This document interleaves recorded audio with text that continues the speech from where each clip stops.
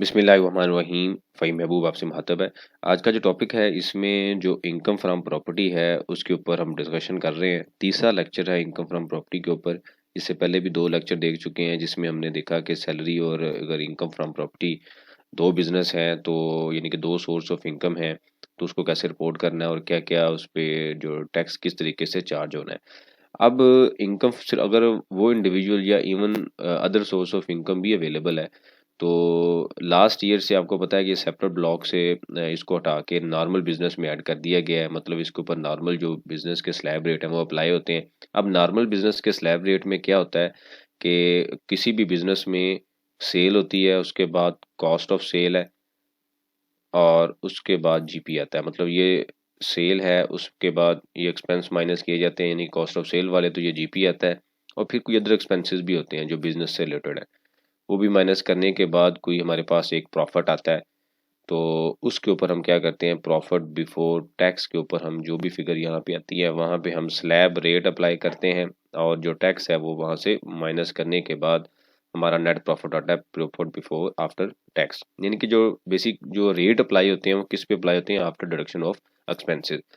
अब क्वेश्चन ये है कि भाई अगर आपने नॉर्मल बिजनेस में इसको ऐड कर दिया है, जो इनकम फ्रॉम प्रॉपर्टी है, तो हमें जो उससे रिलेटेड जो एक्सपेंसेस हैं वो भी अलाउ होने चाहिए। जैसे हम बिजनेस में कॉस्ट भी माइनस करते हैं, एक्सपेंस भी माइनस करते हैं, तो वो भी अलाउ होना चाहिए। अब एक कॉन्सेप्ट बैठ गया है कि अगर टोटल इनकम है, कुछ लोगों के कमेंट्स आए, कॉल्स भी आई, मैसेज भी आए कि 1/5 सिस्टम हमें अलाउ कर रहा है, तो क्या बाकी जो एक्सपेंसेस अलाउ होने या नहीं होने। तो अलाउबल डिडक्शन पे सेक्शन 15A क्या कहता है कि एक तो रिपेयर एंड मेंटेनेंस की फॉर्म में 20% आप डिडक्ट कर सकते हैं जो टोटल इनकम है। फॉर एग्जाम्पल अभी हम एग्जाम्पल में भी देखेंगे, जितनी भी इनकम है उसका 20% हमें 1/5 अलाउ करता है रिपेयर एंड मेंटेनेंस की फॉर्म में। उसके बाद है कि अगर कोई आपने इंश्योरेंस पे की है बिल्डिंग से रिलेटेड, तो वो भी क्या है, एक्सपेंस है, वो भी हमें अलाउ करता है कि आप माइनस कर लें।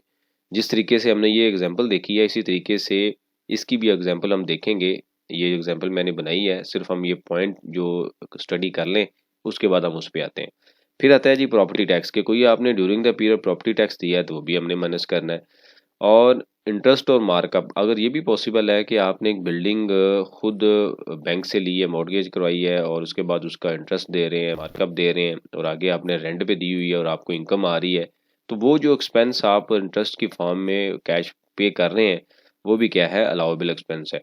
क्योंकि जब हम बैंक से लोन लेते हैं तो हमें इंटरेस्ट पे करना पड़ता है और वो बिजनेस के अंदर हम यहाँ पे इस एक्सपेंस से माइनस करते हैं, यानी कि फाइनेंस कॉस्ट की फॉर्म में उसको माइनस किया जाता है।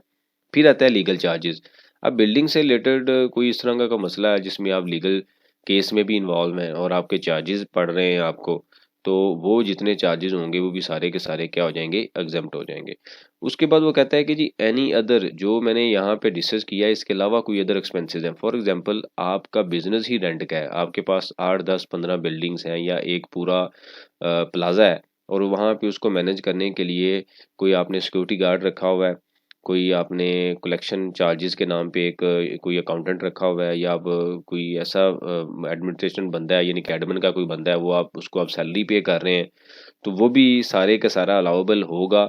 लेकिन कंडीशन ये है कि टोटल जो अमाउंट है, जो चार्जेबल रेंट है, उसका 4% से ऊपर अमाउंट नहीं होनी चाहिए। फॉर एग्जांपल अगर 1 लाख रुपया रेंट है तो उसका जो 4% है, टिल 4% वो हमें अलाउ है, यानी कि 4000 हमें अलाउ है कि जो भी कलेक्शन या एडमिन चार्जेस हैं, कलेक्शन रिलेटेड चार्जेस होंगे सैलरी की फॉर्म में या किसी भी फॉर्म में, यानी कि हर वो एक्सपेंस जो हमने यहाँ पे ऊपर डिस्कस नहीं किया जो दूसरा आ रहा है वो अलाउबल एक्सपेंस होगा।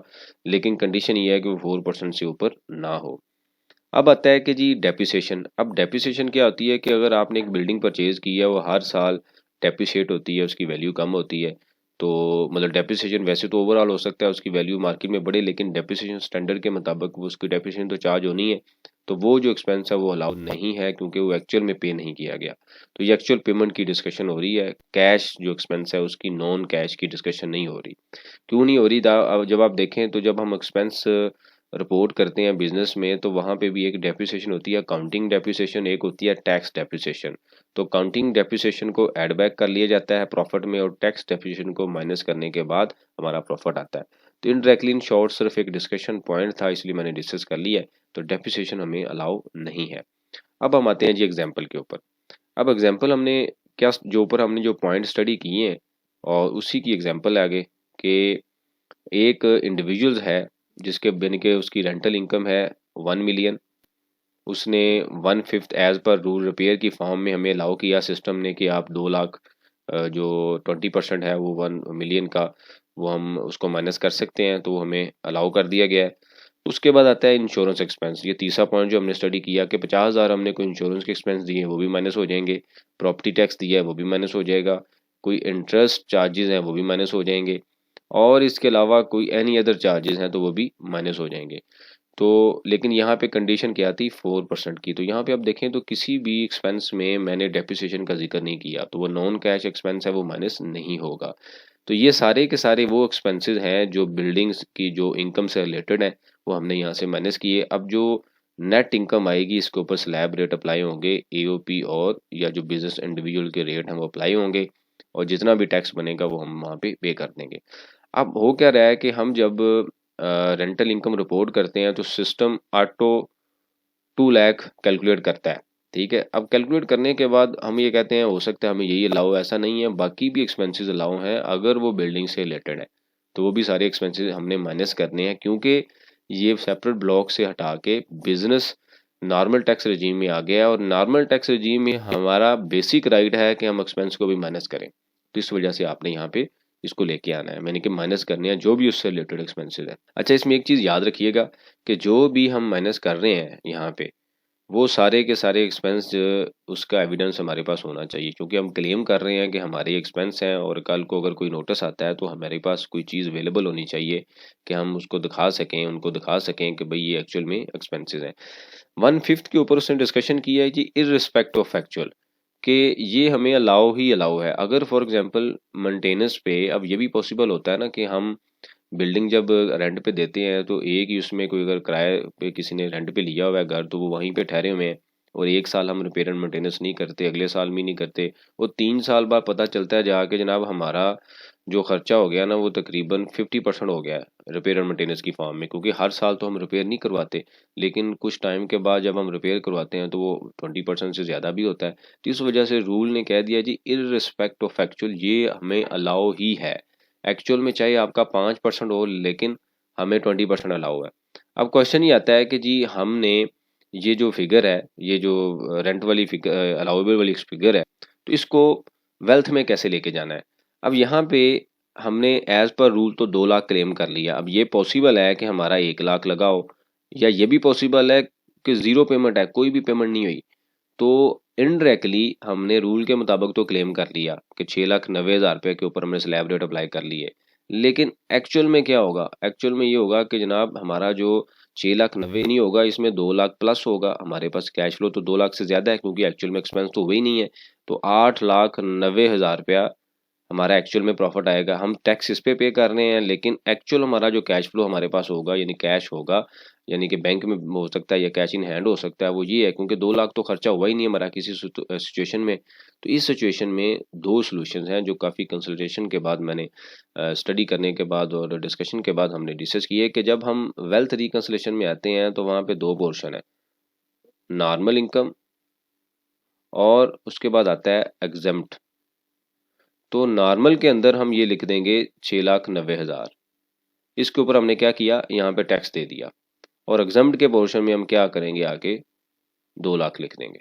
ठीक है कि ये 2 लाख बेसिकली 6,90,000 प्लस 2 लाख हमारी 8,90,000 इनकम है, लेकिन हमें रूल ने ये कह दिया भाई इररिस्पेक्ट ऑफ एक्चुअल आपको लाओ है, तो हमने टैक्स तो इस पे दिया क्लेम करने के बाद, लेकिन ये इनकम हम किस में लेंगे, एग्जम्प्ट में।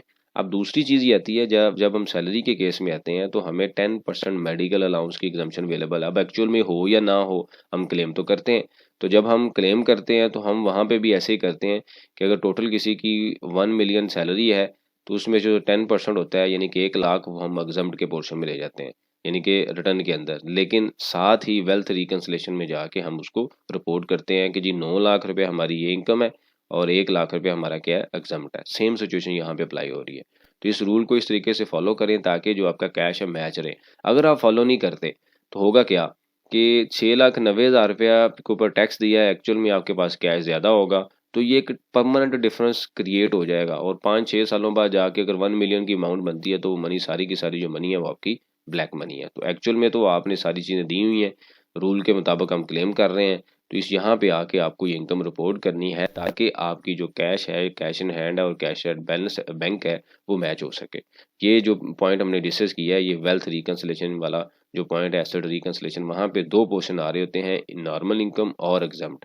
तो नॉर्मल इनकम में आपकी 6,90,000 आ गई, लेकिन इसमें से चूंकि एग्जम्प्ट ये है, हमने तो क्लेम ले लिया है लेकिन एक्चुअल में तो एक्सपेंस नहीं हुआ, तो इसका मतलब ये हुआ कि एक्चुअल में जो हमारी इनकम है वो 8,90,000 है। सिर्फ और सिर्फ टैक्स सेविंग के लिए हमने इस स्लैब रेट के लिए ये कैलकुलेट किया, लेकिन जो बाकी 2 लाख की अमाउंट है वो हम इसमें लेके जाएंगे जो एग्जम्प्ट का पोर्शन है। अब इससे रिलेटेड कोई क्वेश्चन हो आप मेंशन कीजिए, उम्मीद है ये काफ़ी चीज़ें क्लियर हो गई होंगी, और फिर भी अगर क्वेश्चन है तो आप मेंशन कीजिए और कोशिश किया करें कि कमेंट्स बॉक्स में मेंशन करें, क्योंकि व्हाट्सएप पे इतने ज़्यादा मैसेज होते हैं कि वो मेरे लिए पॉसिबल नहीं होता सम टाइम मैं रिप्लाई कर सकूं।